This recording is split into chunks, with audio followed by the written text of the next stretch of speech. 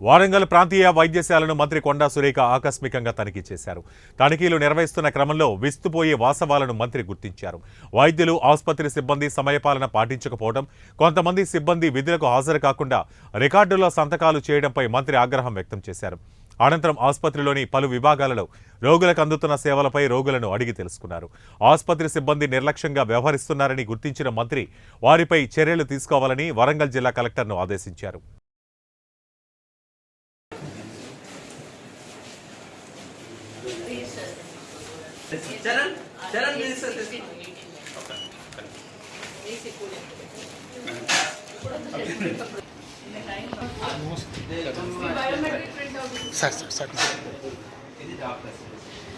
Ma'am కాంబోలో మనం manual biometric రెండు check చేసినప్పుడు లాస్ట్ ఇది ఇప్పుడు వీళ్ళ బయోమెట్రిక్ రిజిస్టర్స్ వస్తే 1 మంత్ది చెక్ చేసి వీళ్ళు రిడండెంట్గా 10 o'clock వచ్చే వాళ్ళకి షోకాస్ నోటీస్ ఇష్యూ చేసి ఎక్స్ప్లెనేషన్ అంటే లేకపోతే సర్జరీ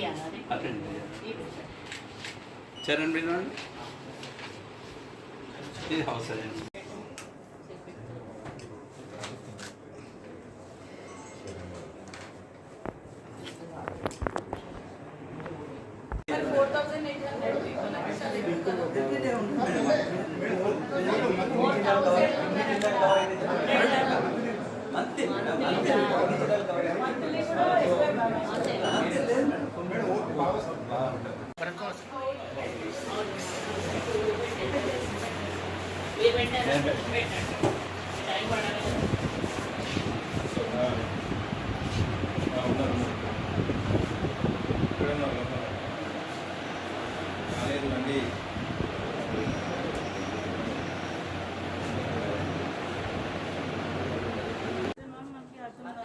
బయోమెట్రిక్ తెచ్చుకుంటే వాళ్ళ టైమింగ్ బట్టి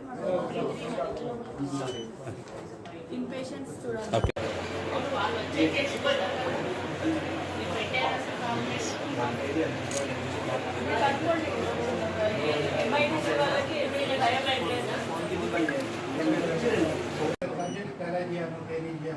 इसमें ना लगे लाइट आप जी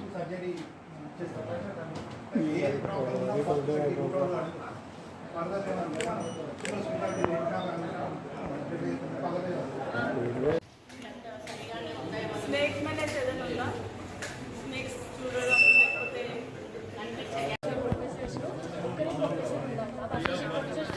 कल नागमन ఎప్పటి నుంచి ఖాళీ ఉండేది? అసోసియేట్ ప్రొఫెసర్స్ ముందు నుంచి ఉండే మ్యామ్ ఒక 3 months ఉన్నారు. మ్యామ్ డెప్యూటేషన్లో ఉండే మ్యామ్ ఇద్దరు కోర్స్, కానీ ఒక మ్యామ్ 4 months ఉన్నారు. ఇప్పుడు ఇద్దరికి ప్రమోషన్ వచ్చి వెళ్ళిపోయారు మ్యామ్. సో 4 నేను జాయిన్ అయ్యి 2 years అవుతుంది మ్యామ్. అప్పటి నుంచి ఖాళీ ఉన్నాయి మ్యామ్ అసోసియేట్ ప్రొఫెసర్స్ ఇద్దరు ఉండే మ్యామ్. ఒకసారి మొన్న ట్రాన్స్ఫర్గా వెళ్ళిపోయారు. సో 3 ఖాళీ 4 ప్రొఫెసర్స్ ఒక్కరే ఉన్నారు. ఇంకా స్లిప్ ప్లాన్స్ కూడా చాలా ప్రాబ్లమ్ 400 ఓపీకి 2 స్లిప్ ప్లాన్స్ కూడా ఓపీలో స్లిప్ ప్లాన్స్ 400 ఓపీ 2లో చూడడం చాలా 4,800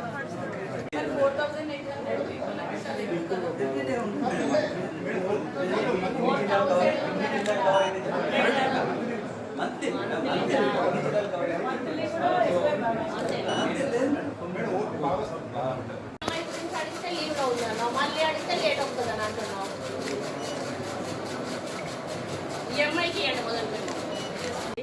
మరి గతంలో దీనికి చాలా మంచి పేరు ఉండే, ఎక్కడెక్కడ నుంచో పేషెంట్స్ వచ్చి ఇక్కడ హాస్పిటల్లో అడ్మిట్ అయ్యి ఆపరేషన్స్ చేసుకొని వెళ్ళేవాళ్ళు.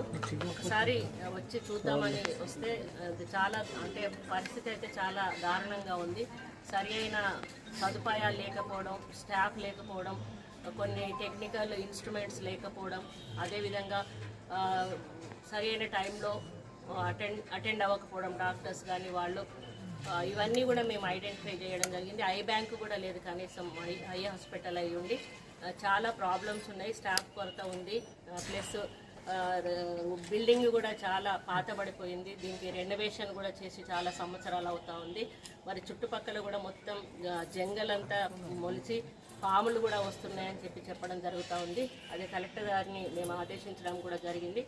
ఎవరైతే ఇర్రెగ్యులర్ ఉన్నారో వాళ్ళ మీద డిపార్ట్మెంటల్ యాక్షన్ తీసుకోమని చెప్పడము, అదేవిధంగా కన్స్ట్రక్షన్ సైడ్ నుంచి వాళ్ళని డిపార్ట్మెంట్ వాళ్ళని కూడా పంపించి దీనికి ఏమేమి అవసరం ఉన్నాయో వాటికి ఎస్టిమేషన్ వేయించి వాటిని శాంక్షన్ చేయించే కార్యక్రమం చేయడము, అదేవిధంగా టెక్నికల్ సైడ్ నుంచి ఏం ఇన్స్ట్రుమెంట్స్ అవసరం ఉన్నాయో వాటిని కూడా మరి డైరెక్టర్ హెల్త్ నుంచి కూడా తీసుకోమని చెప్పడం జరిగింది.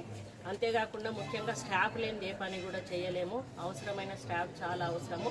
మరి కొత్త మెడికల్ కాలేజీలు ఓపెన్ చేయడం వలన చాలా చోట్ల ఆ మెడికల్ కాలేజీలకు పర్మిషన్ రావాలని చెప్పి ఈ పాత హాస్పిటల్ల నుంచి చాలా మందిని అక్కడికి ట్రాన్స్ఫర్ చేయడం జరిగింది. దానివల్ల ఇక్కడ అసోసియేట్ ప్రొఫెసర్స్ వాళ్ళ కొరత ఎక్కువగా ఉంది. అవన్నీ కూడా మేము ఫుల్ఫిల్ చేయడానికి హయ్యర్ అఫీషియల్స్తో మాట్లాడి కలెక్టర్ గారు వారన్నీ కూడా రిపోర్ట్ తెప్పించుకొని వారి ద్వారా మూవ్ చేయడం జరుగుతుంది. అక్కడ మేము పర్సూ చేసి వీలైనంత తొందరలో ఐ హాస్పిటల్కి కావాల్సిన సదుపాయాలు అయితేనేమి, టెక్నికల్ సైడ్ అయితేనేమి, స్టాఫ్ సైడ్ అయితేనేమి ఫుల్ఫిల్ చేయడానికి మా ఉద్దేశం.